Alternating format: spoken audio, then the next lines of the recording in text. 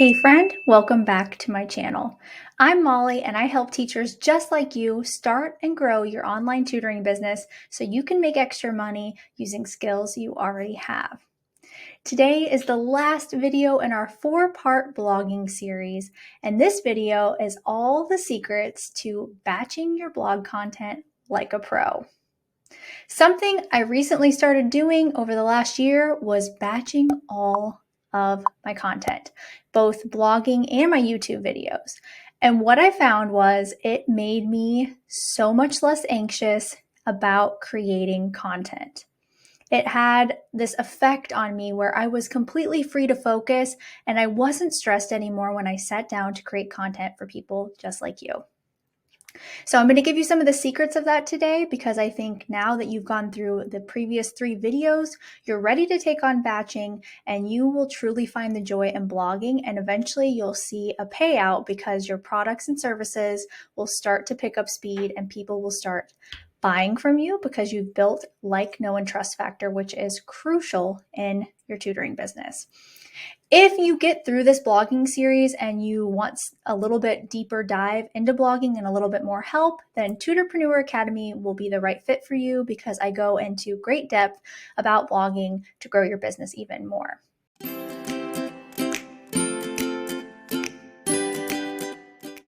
Okay, let's get started with the secrets that have helped me with batching my blog content. The first secret is that batching is going to, hands down, make you more consistent. And what consistency will do for your tutoring business or your teacher business is have you show up for your ideal client, customer every week or whatever schedule you come up with so that they know that you are going to be there to help solve their problems. Consistency wins any day over anything else.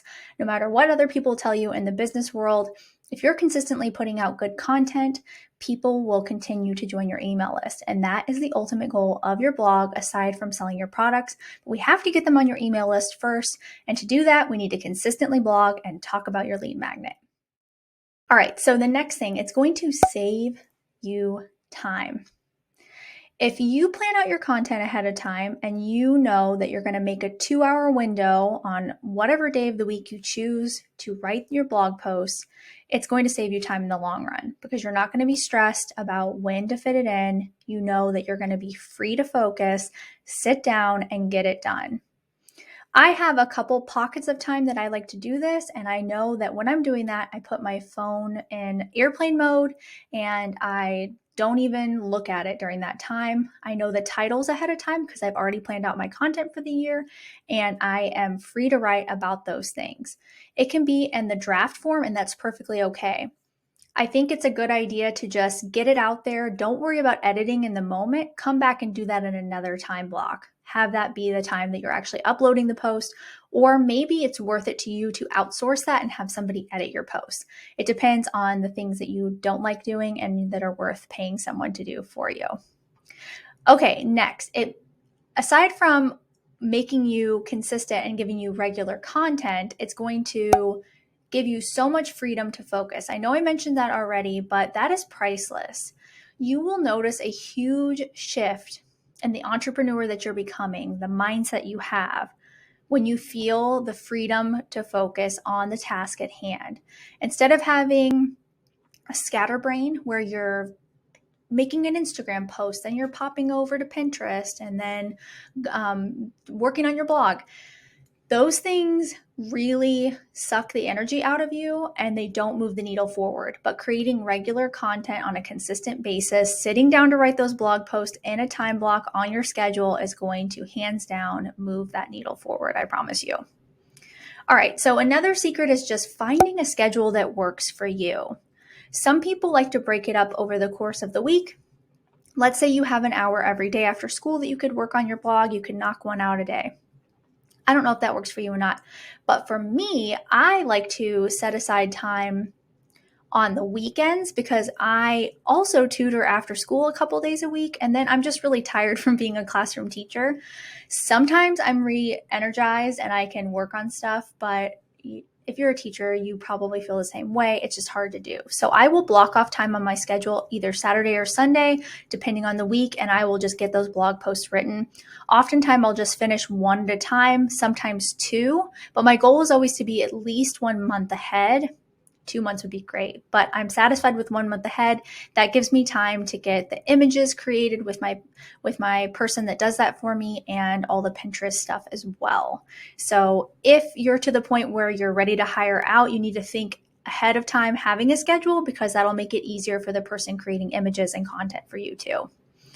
Okay, I kind of alluded to this, but having time blocks is another secret. So if you have, let's say, a 1 to 4 hour time block that you could make, set it aside, put it in your Google Calendar, put it in your paper planner, anywhere that you set off time, block off time, put it in both places.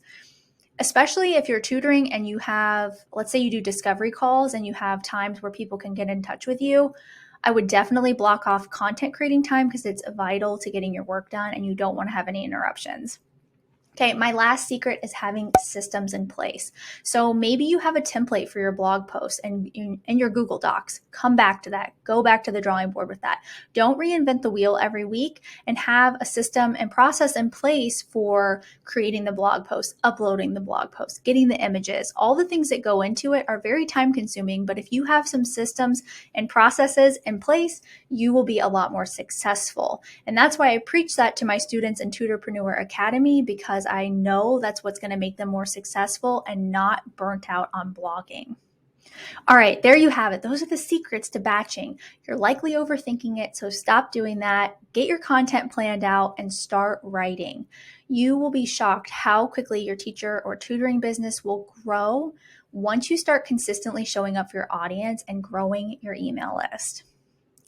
If you have watched all these videos and you haven't started your tutoring business yet, but you really would like to, but you want someone to kind of show you the way, you can watch my free masterclass all about designing your dream tutoring business, even if you teach full-time just like I do, and making your income goals in less than 10 hours a week. That's always my goal, and I hit it on the mark since I have those systems and processes in place.